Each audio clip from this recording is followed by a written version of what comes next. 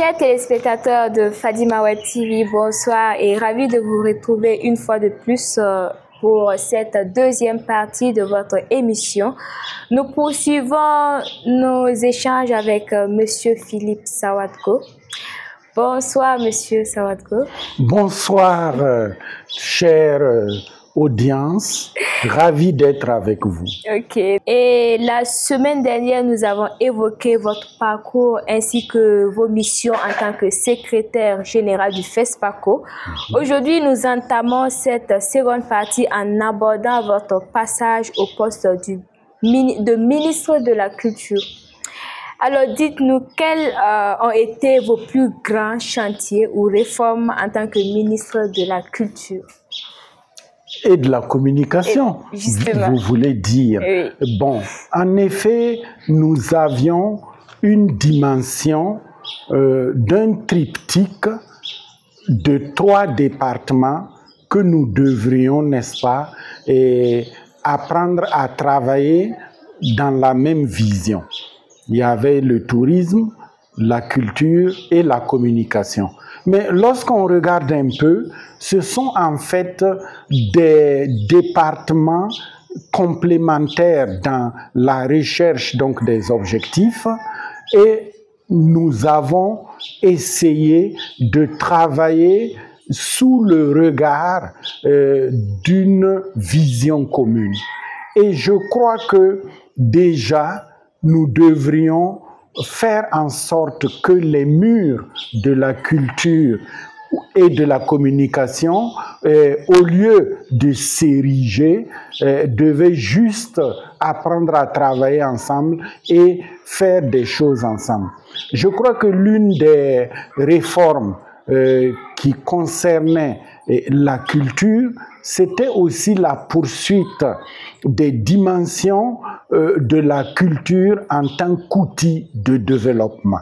C'est-à-dire que la culture est au début de la culture est au début du développement, mais également à la fin du développement.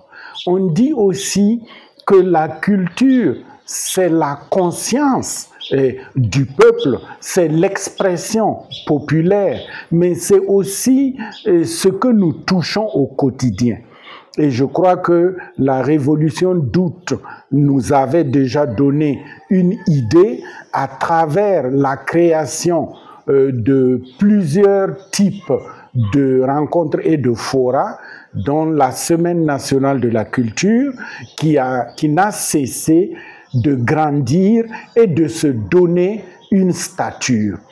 À partir de là, nous avions aussi réfléchi et que la Semaine nationale de la culture s'étant installée à Bobo, il fallait un accompagnement d'outils. Et cet accompagnement d'outils, je crois qu'il vous souviendra que la Maison de la culture de Bobo, qui a vu son érection, a permis que l'on puisse trouver ce qu'on appelle un lieu dit de la culture. Il nous avait aussi souvent été reproché depuis plusieurs décennies que devient la culture après sa célébration à Bobo. Et il fallait que nous comprenions et que nous réfléchissions pour dire que l'évolution normale de la pratique culturelle de notre pays, c'est d'aller vers une formation qui puisse être théorisée et renforcer la vision de l'UNESCO, la vision du monde. Voilà pourquoi nous avons pu faire établir le CERAV à Bobo, c'est-à-dire le Centre régional des arts vivants. Je crois que le CERAV a montré à travers aussi les rencontres, à travers aussi la création de dimensions théoriques, ce que nous voulions. Enfin, nous sommes venus simplement enraciner, j'allais dire la culture à Bobo, mais il n'y a pas que, il y avait le FESPACO. où j'y avais été, mais le FESPACO de ces dernières années devait avoir une plus grande ouverture vers le monde et répondre aux préoccupations des festivaliers. Culture n'allait pas sans communication, parce que c'est en fait deux récipients du même contenu. C'est-à-dire que la communication, l'information, c'est montrer, c'est le savoir intéressé, alors que la culture est un produit. Et ces deux produits-là ont besoin l'un de l'autre, et je crois qu'il va de soi que la communication étant venue accompagner la culture et le tourisme, a permis de revigorer ce domaine et ces départements, mais des départements qui sont là pour la bonne marche du Burkina. Donc pour nous, quand nous voyons actuellement la même configuration qu'à l'époque où j'étais il y a déjà une quinzaine d'années, ça veut dire aussi qu'on a tiré des leçons et que le rôle de la communication dans un pays comme le nôtre, il y a des priorités. C'est faire connaître, mais c'est aussi faire apprécier et adopter et adapter. Et je peux aussi dire qu'en 2009, nous avons pu obtenir l'inscription des ruines de l'Oropénie au patrimoine mondial de l'UNESCO, après des luttes de longue haleine, et nous l'avons fait à Séville, en Espagne. Et cette réussite-là, et j'allais dire ce succès, il était immense pour les Burkinabés, parce que c'était la première inscription. Donc pour moi, je n'ai fait que continuer dans une dimension transversale qu'est la culture, dans une dimension transversale qu'est la communication, et je me réjouis qu'aujourd'hui ça soit naturel. Mais surtout, nous avons aussi à cette époque-là renforcé la vision des médias privés, c'est-à-dire des médias qui sont à la base de nouvelles structures qui rivalisent sainement avec les médias publics, mais qui apportent une plus-value. Pour nous, la culture continue d'inhiber le développement, d'inhiber également la gouvernance, puisqu'il a été clairement dit sous la période actuelle que la culture doit être le ferment de tout ce que nous faisons.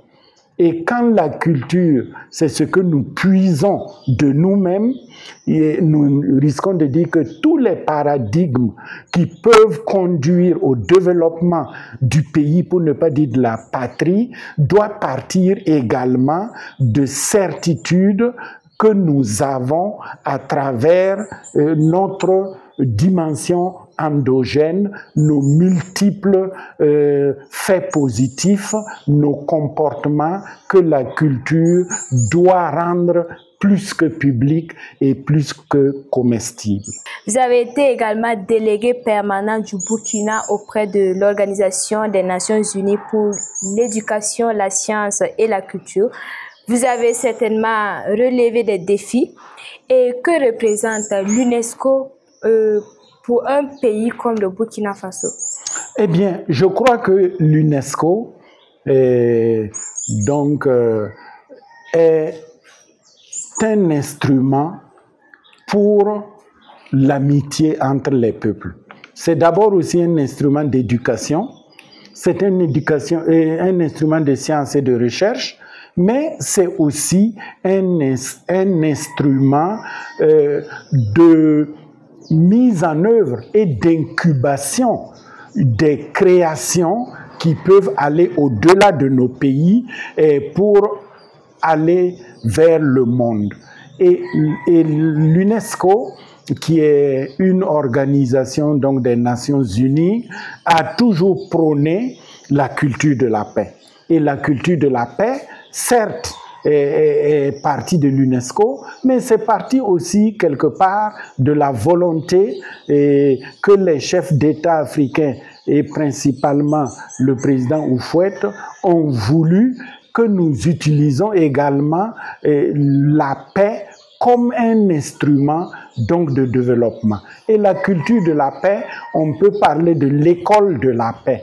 Et si nous parlons de l'école de la paix, nous savons que les Africains avaient 1000 possibilités de parler de formation et d'éducation à travers ce que vous appelez chez vous le Sinanguya, ce que moi j'appelle chez moi le Rakiré et d'autres faits et d'autres comportements sociétaux qui sont les parentés à plaisanterie dans toutes nos communautés.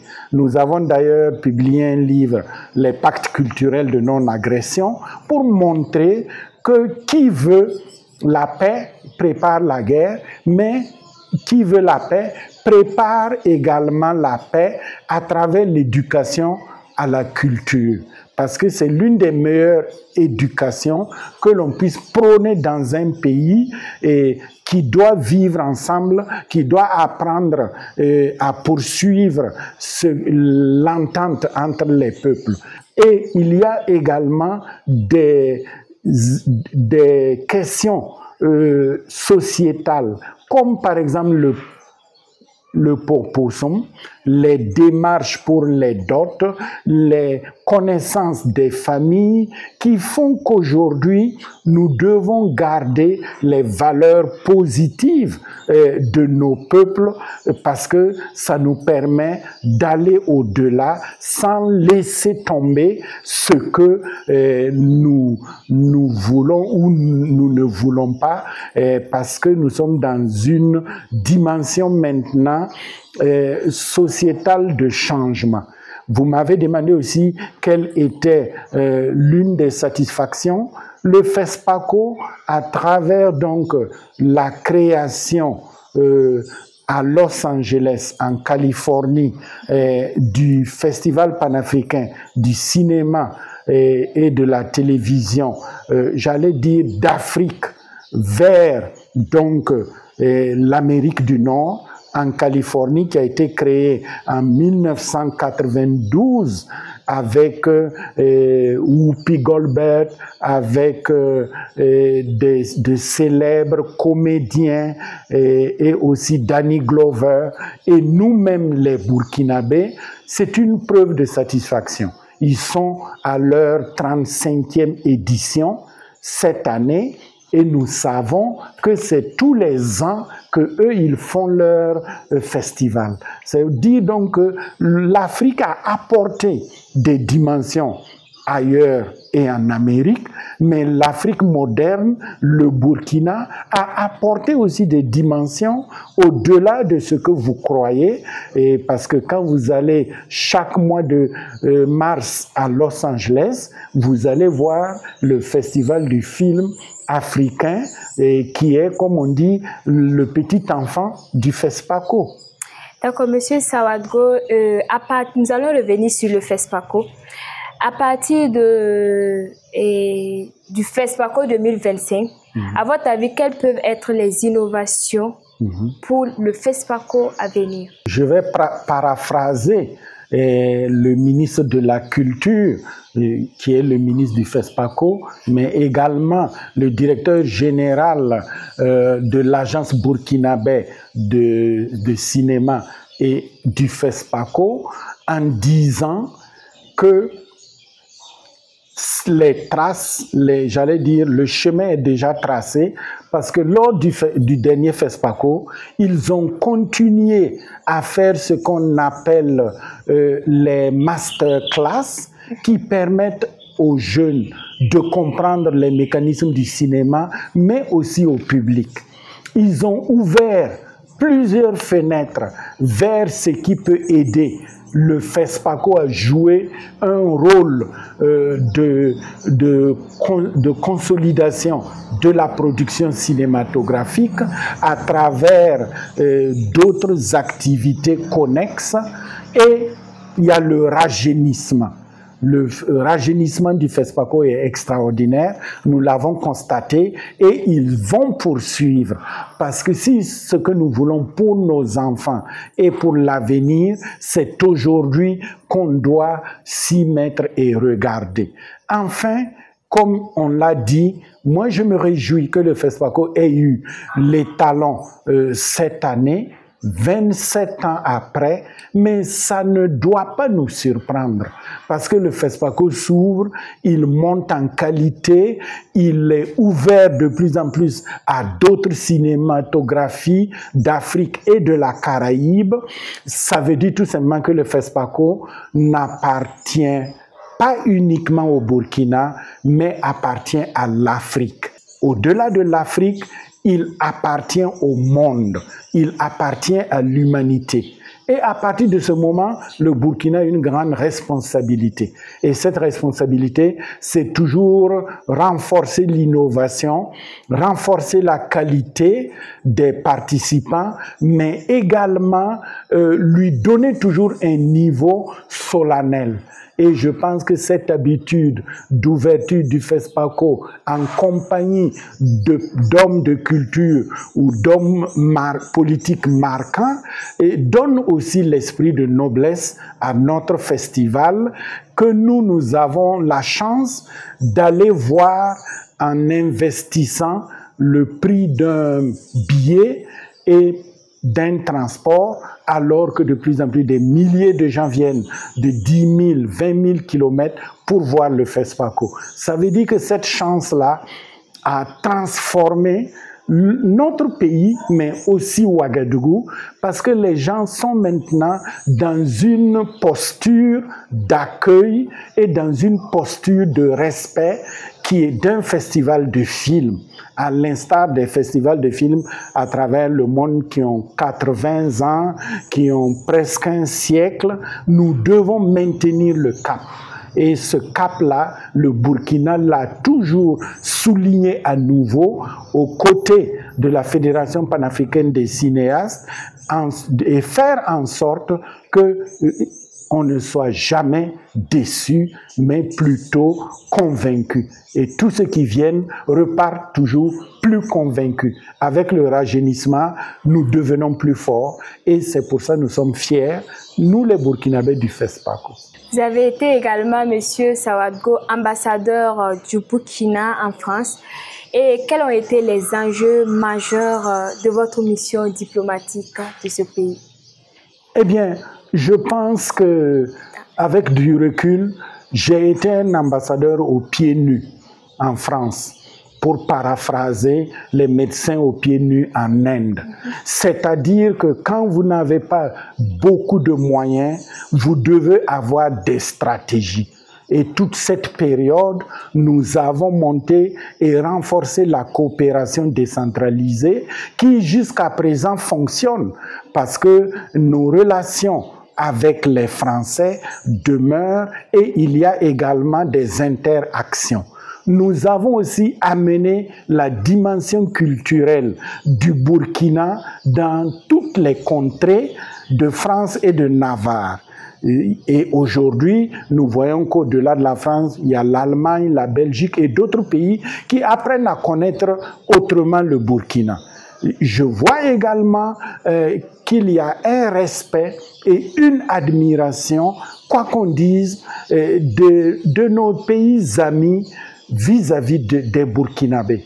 Et cela se sent par aussi tout ce qui peut se faire ensemble, la volonté même des pays amis qui sont toujours là, qui veulent apporter une dimension du développement. Et je crois aussi que durant cette période, qui était aussi la période du point Afrique, du point Terre, nous avons eu beaucoup de flux et aussi beaucoup d'échanges. Et je crois que c'est des périodes intéressantes. Il y a eu aussi des hauts et des bas entre la France et le Burkina. Justement, en parlant de hauts et de bas, nous allons revenir sur la relation glaciale entre le gouvernement burkinabé et le gouvernement français. Eh bien, c'est vrai que les jours se lèvent et le soleil se couche, et nous savons que les relations actuelles, qui sont des relations difficiles au regard de l'histoire récente de notre pays, devraient nous permettre, comme on dit, de faire l'inventaire. C'est-à-dire que lorsque plusieurs choses ne vont pas, on fait l'inventaire d'une situation. Et cet inventaire a pour utilité de comprendre les uns et les autres ce que nous voulons ou ce que nous acceptons et ce que nous ne voulons pas. Mais, comme le disait Joseph Kizerbo, le professeur, le cinéma, c'est l'histoire en marchant. Ça veut dire simplement que les relations actuelles, c'est également l'histoire que nous écrivons. Et nous savons aussi que nous allons porter cette dimension d'échange-là vers une meilleure façon d'avoir ce qu'on appelle une pleine réciprocité. Donc, pour nous, les diplomates, nous disons que ça nous permet de refaire nos marques des deux côtés, de comprendre aussi qu'il y a 80 ans, derrière nous, il y a eu les soldats coloniaux qui, après avoir joué un important rôle entre les guerres, ont été malheureusement massacrés sur le retour au pays natal. Et que ces questions, ce sont des questions qui se discutent, ce sont des questions dont nous devons effectivement accompagner, mais aussi voir par rapport donc à cette histoire où il y a eu le sang, il y a eu les malentendus, que devons-nous garder de bien pour nous et non de bien pour quelqu'un d'autre ou un pays quelconque. Effectivement, parlant de l'AES, nous allons vous demander quel constat faites-vous des actions du gouvernement actuel et quel conseil est-ce que vous avez à l'endroit de ce gouvernement? D'abord, je peux dire qu'il y a une résurgence de volonté d'affranchissement des Burkinabés. Et cette dynamique-là, qui est celle, j'allais dire, de personnes qui ont eu le courage d'en parler, il y a une volonté de ne plus se laisser berner ou de ne plus se laisser gagner lorsqu'il y a des négociations, c'est de tirer des leçons. Et je crois aussi que l'espace AES est un espace qui était un espace de tous les jours et que nous pouvons, j'allais dire, renforcer. Et j'ai toujours aussi dit que la dimension du développement est à l'esprit des poupées russes. Vous savez, nous commençons à 2, nous commençons à 3, à 5 et on évolue vers la région avec nos capacités d'apporter plus à des négociations. Et nous pouvons aussi, je me dis, serrer les questions qui peuvent nous permettre de nous renforcer. C'est-à-dire, par exemple, la dimension économique de notre région, la dimension culturelle de notre région. Tout cela se poursuit, puisque nous avons des rencontres de pays qui se font ici et ailleurs. Nous allons aussi dans ces pays.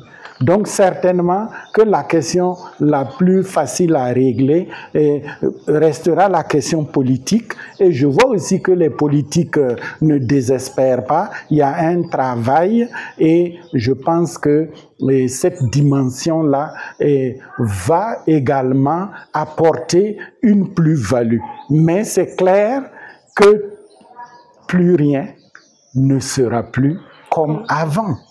C'est sur ces mots, M. Sawadgo, que nous allons mettre fin à notre émission. Plus rien ne sera plus comme avant. Merci à vous, M. Sawadgo, pour le temps accordé. Merci d'avoir ouvert votre porte à Fadima Web TV. Et à vous, chers téléspectateurs de Fadima Web TV. Nous sommes à la fin de votre émission. Merci à vous de l'avoir suivi. Très bonne suite de programme sur Fadima Web TV et on se retrouve la semaine prochaine pour un autre numéro.